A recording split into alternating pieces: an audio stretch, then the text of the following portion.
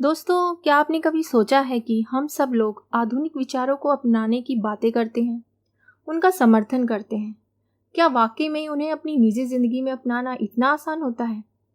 आइए समझते हैं मालती जोशी द्वारा लिखी कहानी आखिरी शर्त के माध्यम से। दोपहर की चिलचिलाती धूप में दीदी हाफते हुए घर में दाखिल हुई और छूटते ही बोली, जरा जल्दी से तैयार तो हो जा, सराफे तक चलना है। अरे इतनी भी क्या जल्दी है? जरा बैठकर अपनी सांस तो सीधी कर लो, जब ताल में चल रही हैं। चलने दो, अब 2 महीने तक मेरे पास इस मरी सांस के नखरे उठाने का समय नहीं है। अरे इतनी कम मोहलत दी है उन लोगों ने कि मेरा तो सोचकर ही दम निकला जा रहा है। पता नहीं कैसे क्या होगा। अब देखो ना, परसों फलदान है और अब तक दूल्हे की अंगूठी का पता नहीं है। पहेलियां तो मत बुझाओ दीदी, मैंने उनकी मेल ट्रेन को बीच में ही रोककर पूछा। ये तुम किसकी शादी की बात कर रही हो? लो और सुनो, दीदी ने तुनक कर कहा। मेरे कोई 10-5 लड़कियां हैं। मैं तो अवाक रह गई। बड़ी देर बाद मेरी आवाज फूटी। दीदी, क्या सचमुच तुम मधु की शादी की बात कर रही हो? क्यों, तुम्हें इतना ताज्जुब क्यों हो रहा है? दीदी ने त्योरियां चढ़ाकर पूछा। मधु अब दूध पीती बच्ची तो नहीं रही। इस उम्र में मैं तो मधु की माँ बन गई थी। तभी तो 40 की होते होते सांस बनने जा रही हो। खैर तुम अपनी बात रहने दो। तुम मधु की तरह स्कॉलर नहीं थी, तुम्हारे सामने कोई करियर नहीं था। लेकिन इस हंगामे की 20 लड़की क्या खाक पड़ पाएगी? दीदी, तुम्हारी लड़की आईएएस की तैयारी कर रही है। तुमने क्या इसे मामूली बीए एमए का इम्तिहान समझ लिया है? अरे भाड़ में गया तुम्हारा आईएएस। तुम ही लोगों ने उसका दिमाग खराब किया हुआ है। अरे वाह, तुम्हारी गोल्ड मेडलिस्ट बिटिया की हौसला अफजाई भी गुनाह हो गया। हर साल बेचारी मेरिट लाती रही है। ऐसी जहीन लड़की आईएएस ना बनेगी तो और कौन बनेगा? हम तो बड़ी आशा लगाए थे कि अपने परिवार में कोई कलेक्टर बनेगी, और उस कलेक्टरनी के लिए हम कमिश्नर दूल्हा कहां से लाएंगे, यह भी सोचा है। तो क्या सिर्फ इसलिए तुम अपनी ब्रिलियंट लड़की का करियर चौपट कर दोगी? यह तो अन्याय है दीदी। अन्याय नहीं है, समझदारी है। एक बार करियर बन जाने पर क्या ये लड़कियां हाथ आती हैं? तब इनके पर निकल आते हैं। लेकिन दीदी, अब लेक्चर ही झाड़ती रहोगी या उठोगी भी? सारा मूड चौपट कर दिया। यह तो हुआ नहीं कि बधाई ही दे देती, घर वर के बारे में पूछताछ ही कर लेती। बस अपना ज्ञान बघाड़ने बैठ गई। छोटी बहनों का यही तो कर्तव्य होता है। एक मैं ही पागल थी जो धूप में भागी भागी यहाँ आई भाषण सुनने के लिए। दीदी के तेवर देखकर मैंने चुपचाप अपना आक्रोश गटक लिया और कपड़े बदलने लग गई। मुश्किल से 10 मिनट लगे होंगे, लेकिन सड़क पर आने के बाद ध्यान आया कि दीदी का पारा अभी उतरा नहीं। वैसे उन्हें मनाना इतना मुश्किल भी ना था। मैंने बस थोड़ी सी उत्सुकता जताकर दूल्हे का पता ठिकाना पूछ लिया और दीदी का सारा गुस्सा उड़नछू हो गया। घंटे भर से वे जैसे इसी अवसर की प्रतीक्षा में थी। एक बार जो शुरू हुई तो बस बोलती ही चली गई। होने वाले दामाद की पूरी वंशावली मुझे सुना गई। फिर बड़े मनोयोग से उन्होंने यह बताया कि कितनी खोजबीन के बाद यह हीरा उनके हाथ लगा है। मधु ने पूर्व जन्म में बड़े पुण्य किए होंगे, नहीं तो इतनी बड़ी जगह की तो वह कल्पना ही नहीं कर सकते थे। कैसे कैसे धनी मानी लोग रिश्ते के लिए आए थे, ढेर सारा दान दहेज भी दे रहे थे, पर लड़के ने मधु को देखा, बस सारे फोटो वापस कर दिए। यह दामाद प्रसंग पूरे रास्ते चलता रहा। प्रशंसा के लिए दीदी को जैसे शब्द ही नहीं मिल रहे थे, पर मेरा मन पूरे समय मधु में ही अटका रहा। बेचारी लड़की, भविष्य को लेकर उसने कैसे कैसे सपने बुने थे, सब धरे रह गए। हम लोगों ने भी उसके लिए बड़ी ऊंची कल्पनाएं की थी, पर सब व्यर्थ हो गई। अपनी पुश्तैनी दुकान से दीदी ने हीरे जैसे दामाद के लिए हीरे की अंगूठी खरीदी। एक बड़ी सी चांदी की ट्रे भी खरीदी गई। मधु का सेट तो बनकर तैयार ही था। उसकी सास के लिए 3 तोले के मंगलसूत्र का ऑर्डर दिया गया। दुकान से उतरते हुए दीदी भेद भरे अंदाज में बोली, सास पिटारा ऐसा भेजूंगी कि देखना, आंखें फटी की फटी रह जाएंगी।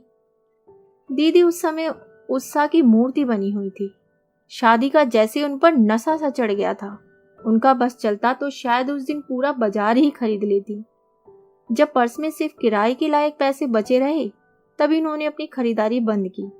इतनी जोखिम के साथ उन्हें घर अकेले भेजने का साहस ही नहीं हुआ। मैं भी साथ हो ली। मधु से मिलने का भी मन हो रहा था। घर एकदम सुनसान था। मधु के रहते घर में इतना सन्नाटा, आश्चर्य था। 24 घंटे चीखता ट्रांजिस्टर और उसके सुर में सुर मिलाकर गाती मधु, ये तो दीदी के घर के स्थायी प्रतीक थे। मैंने पूछा, मधु घर में नहीं? अपने कमरे में होगी, दीदी ने बताया और फिर एकदम याचना भरे स्वर में कहने लगी, तेरे हाथ जोड़ती हूँ कुसुम, उसके पास जाकर कुछ ऐसी वैसी बात मत करना, वह पहले ही मुंह फुलाए बैठी है। अब तुम उसके गुस्से को हवा मत देना। अपन साधारण लोग हैं बहन, बहुत ऊंचे सपने देखना हमें शोभा नहीं देता। दीदी, सपने देखने पर तो तुम प्रतिबंध नहीं लगा सकती, बाकी तुम अपने मन की कर रही हो। सपनों से जिंदगी नहीं चलती रे, क्या सभी सपने पूरे हो जाते हैं?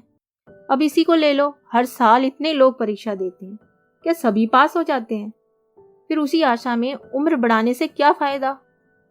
इतना अच्छा रिश्ता रोज रोज थोड़े ही आता है। दीदी की बात में कोई खास वजन नहीं था, पर उनके स्वर का गीलापन मुझे छू गया। उन्हें आश्वस्त करके ही मैंने मधु के कमरे में पांव दिया। अपनी मेज के पास कुसुम बैठी मधु सूनी आंखों से खिड़की के पार देख रही थी। सामने फ्रांस की राज्य क्रांति का इतिहास खुला पड़ा था, उसके पन्ने हवा में फड़फड़ा रहे थे। मैंने बोला, हेलो हनी। मैं उसे बाहों में भरकर कहा, कैसी हो?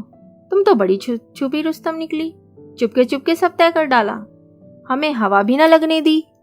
उत्तर में मधु ने 2 बूंद आंसू टपका दिए। बस, धत पगली, ऐसे रोते हैं कहीं? मैंने उसे पुचकारते हुए कहा, पर मन जाने कैसा हो आया। दीदी, मधु तो रो रही है, मैंने दीदी के पास बैठते हुए कहा।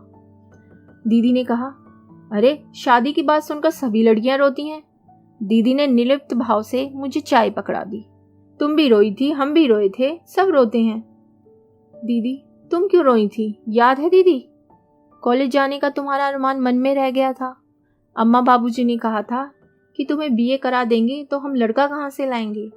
आज वही अन्याय तुम अपनी बिटिया के साथ कर रही हो। पीढ़ियां बदल गई, पर हमारी मान्यताएं वहीं की वहीं हैं। हम उन्हें अम्मा बाबूजी कहते थे, बच्चे हमें मम्मी पापा कहते हैं। बस इतना ही फर्क आया है दीदी, बाकी सब तो वैसे का वैसा है। दीदी, वैसे का वैसा? कहाँ वैसे का वैसा? मेरी लड़की डबल एमए है, मैंने जो सहा उसका 10वां हिस्सा भी उसके हिस्से में नहीं आने दिया। और फिर जैसे अतीत में खोते हुए बोली, उस समय मैं क्यों रोई थी जानती हो? सगाई के बाद मेरा गाना बजाना छुड़वा दिया गया था। मेरी सास इसके लिए खास हिदायत कर गई थी। जब तक वे जीती रही मुझे कभी गुनगुनाने भी न दिया। अब तो खैर मेरी आवाज़ मर ही गई है, इसलिए मैंने मधु को कभी नहीं टोका। उसकी दादी गालियां निकालती रही, पापा तो हमेशा ही बरसते रहे, पर मैं हमेशा उसका बचाव करती रही। मेरा गला घोट दिया, कोई बात नहीं, पर लड़की पर यह अन्याय नहीं होने दूंगी। मैंने तो मधु की सास से साफ साफ कह दिया है। मैं पिछली पीढ़ी की थी, इसलिए मन मार कर रह गई। मेरी लड़की से यह ना हो सकेगा। मैं दीदी का तमतमाया चेहरा देखती रह गई। वक्त ने उनके घाव भर दिए हैं, पर टीस अब भी बाकी थी। प्रसंग छिड़ते ही उनकी वह पीड़ा सतह पर आ गई थी। मुझे चुप देखकर ममता भरे स्वर में बोली, तुझे मधु की पढ़ाई की चिंता है ना? देख, भाग्य में विद्या होगी तो पढ़ ही लेगी। वैसे वे लोग बड़े समझदार हैं। रहने दो दीदी, शादी के बाद पढ़ना क्या होता है मुझसे पूछो। सारा घर जैसे आप पर पहरा देता है, एहसान जताता है, और अगर बदकिस्मती से कहीं फेल हो गए, बस सारी जिंदगी ताने सुनते ही बीतती है। दीदी के घर से लौटते हुए मन बेहद उदास था। उसकी मौन व्यथा का एकाएक साक्षात्कार हो जाने से मैं चौंक गई थी। अनजाने ही मेरे अपने ही कुछ घाव हरे हो गए थे, और इन सबसे ऊपर था मधु का आंसू भीगा चेहरा, जो किसी तरह आंखों से हटता ही ना था। सच, अगर हमें अपने बच्चों के पंख उतरने ही होते हैं तो पहले हम उन्हें आकांक्षाओं का आकाश देते ही क्यों हैं? घर में प्रवेश करते हुए डर रही थी कि सबके मुंह फूले होंगे। पड़ोस से चाबी लेकर घर खोलना ना बच्चों को अच्छा लगता है, ना उनके पापा को। सबके स्वागत में मेरा दरवाजे पर मिलना जैसे जरूरी है। लेकिन घर में मौसम खुशगवार था, वातावरण से प्रसन्नता की महक आ रही थी। चलते समय दीदी ने जबरदस्ती एक मिठाई का पैकेट थाम दिया था। मिठाई और मधु की शादी की खुशखबरी एक साथ पाकर जनता खुश हो गई थी। आश्चर्य तो तब हुआ जब श्रीमान जी भी मेरे सामने काजू की बर्फी का डिब्बा खोलकर खड़े हो गए। लो श्रीमती जी, तुम भी हमारी ओर से मुंह मीठा करो। तुम्हारी बिटिया भी झंडे गाड़ कर आई है। अच्छा, मैंने खुशी से डगमगाते हुए पूछा, क्या हुआ? Oh mummy, I am so happy today. मेरी सोटसी कन्या मेरे गले से झूल गई। अरे पहले मुझे बताओ तो कुछ। तुम्हारी बिटिया को मद्रास कला केंद्र की स्कॉलरशिप मिली है। किस लिए? भरतनाट्यम के क्या कहते हैं उसे, हाँ, गहन प्रशिक्षण के लिए। Extensive study in Bharatanatyam. अब हमारी लाडो 3 साल तक मद्रास में रहकर बड़े बड़े महारथियों से प्रशिक्षण प्राप्त करेगी। ओ मम्मा, आई एम सो हैप्पी। शीतल फिर एक बार मुझसे झूलने को थी कि मैंने उसे सख्ती से अलग किया और उसी सख्ती लहजे में उसके पिता से पूछा, 3 साल तक मद्रास में रहेगी और इसकी पढ़ाई का क्या होगा? अरे भाई, पढ़ने के लिए ही तो जा रही है, बताया ना कि गहन प्रशिक्षण के लिए जा रही है। अरे वाह, ये कोई पढ़ाई है? अच्छा भला तो नाच लेती है, अब और प्रशिक्षण लेकर क्या करेगी? BA MA करके ही कोई क्या कर लेता है? जरा इस बात पर तो गौर करो कि 810 लोगों ने फॉर्म भरे थे, उनमें से केवल 10 को चुना गया और उन 10 भाग्यशाली लोगों में तुम्हारी बिटिया भी एक है। कब भरे गए थे फॉर्म? किससे पूछकर भरे गए थे? आवेश से मेरा गला ही रुध गया। अरे भाई, इतना एक्साइट क्यों हो रही हो? इतना बड़ा कदम क्या वह अपने मन से उठाएगी? मैंने भरवाया था और शायद तुम्हें बताया भी था। गलत, मुझे बताया होता तो मैं कभी ना करती। मैंने तो इसे डॉक्टर बनाने का सपना देखा था। लड़की, छी, मैं ना बनूंगी डॉक्टर, मुझे वे चीर फाड़ जरा भी अच्छी नहीं लगती। शीतल ने ऐसे मुंह बनाया जैसे उसे उबकाई आ रही हो। हाँ, तुम्हें तो बस पैरों में घुंघरू बांधकर मटकना अच्छा लगता है। मैंने उससे भी बुरा मुंह बनाकर कहा। डैडी, ये अच्छी जबरदस्ती है। शीतल के पिता सहायता के लिए दौड़ पड़े। अगर उसकी दिलचस्पी मेडिकल प्रोफेशन में नहीं है तो ना सही, दुनिया में और भी तो विद्याएं हैं, क्या बस नाचना ही रह गया है? पर मम्मा, इसमें बुराई क्या है? देखो, वे गंभीर होकर बोले, बच्चों पर अपनी पसंद नापसंद लादने के दिन अब लद गए। अब हमें उनकी रुचि का भी ध्यान रखना चाहिए। और कैसे ध्यान रखा जाता है? मैंने चिढ़कर कहा। इसके लिए हमने ट्यूटर रखे, महंगी पोशाकें सिलवाई, रियाज के लिए टेप रिकॉर्डर खरीदा। बच्चों के शौक के लिए हम कब पीछे हटे हैं, बल्कि अपनी हैसियत से कुछ ज्यादा ही करते रहे हैं। पर इसका मतलब यह थोड़ी है कि सब कुछ छोड़कर उसी में जुट जाओ, रुपया भी फूको और साल भी बिगाड़ो। देखो, शौक अपनी जगह है, करियर अपनी जगह है। डांस सिर्फ शीतल का शौक या हॉबी नहीं कुसुम, वैसे अपना करियर बनाना चाहती है। वाह, क्या बात है। कल को उसकी शादी भी करनी है कि नहीं? ये शादी की बात बीच में कहां से आ गई? क्यों, कुछ गलत कहा मैंने? कल को लड़के वाले पूछेंगे तो अपने पास कुछ जवाब तो होना चाहिए कि नहीं?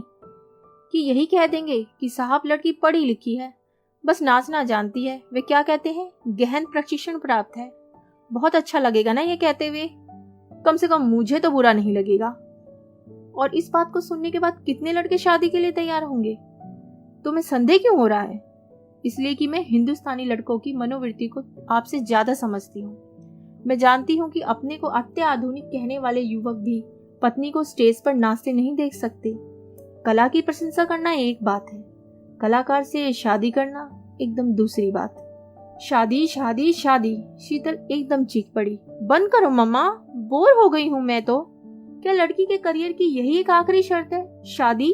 ओह गॉड, हाँ, यही आखिरी और अनिवार्य शर्त है, मैंने कहा और दोनों हाथों से अपना चेहरा ढांप लिया। मेरी प्रगतिशीलता का नकाब किसी ने फाड़कर फेंक दिया और मुझे अब अपने चेहरे पर शर्म आ रही थी। धन्यवाद। तो इसी के साथ मैं आपसे विदा लेती हूँ और कल फिर मिलती हूँ एक नई कहानी के साथ।